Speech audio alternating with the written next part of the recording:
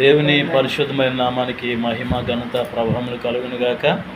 క్రీస్తునందు అత్యంత ప్రియులైన మీ అందరికీ నా శుభాలు వందనాలు తెలియజేస్తూ, యేసుక్రీస్తు ప్రభులు వారు ఈ భూమి మీదకి వచ్చి ఆయన 33.5 సంవత్సరాలు మనందరి రక్షణ కొరకు ఈ భూమి మీదకి రావడం జరిగింది.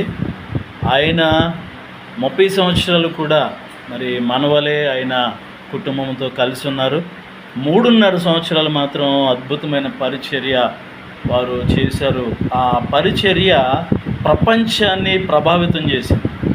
ఎంత ప్రభావితం చేసిందంటే ఆయన చేసిన కార్యాలు ఈరోజు ఎక్కడో యెరూషలేములో జరిగిన కార్యాలన్నింటినీ కూడా ఈరోజు మనం జ్ఞాపకం చేసుకుంటున్నామంటే ఆయన ఎంత అద్భుతమైన కార్యాలు చేశాడన్నది మనం ఆలోచన చేసుకుంటే మనకు అర్థమవుతుంది.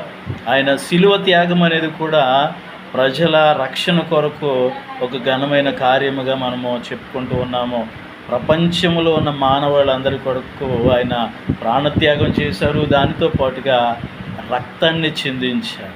రక్తాన్ని చిందించడం ద్వారా, ప్రాణత్యాగం ద్వారా ఈ ప్రపంచానికి రక్షణ వచ్చిందని తెలియచేయడానికి సంతోషిస్తున్నాం. ఆ రక్షణలోనికి నువ్వు వచ్చావా? వస్తే నువ్వు ధన్యుడు. ఇంకా రాకపోతే మాత్రం దేవుని కొరకు అనేకమైన విషయాలు నేర్చుకోవడానికి దైవజనులు విజయ్ కుమార్ గారు చక్కని పరిచయం చేస్తూ ఉన్నారు.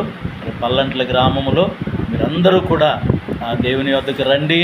చక్కని విషయాలు వారి ద్వారా మీరు విని ఇంకా ఆత్మీయంగా మీరు బలపరచబడాలని తెలియచేస్తూ మాటలు ముగిస్తూ ఉన్నాను.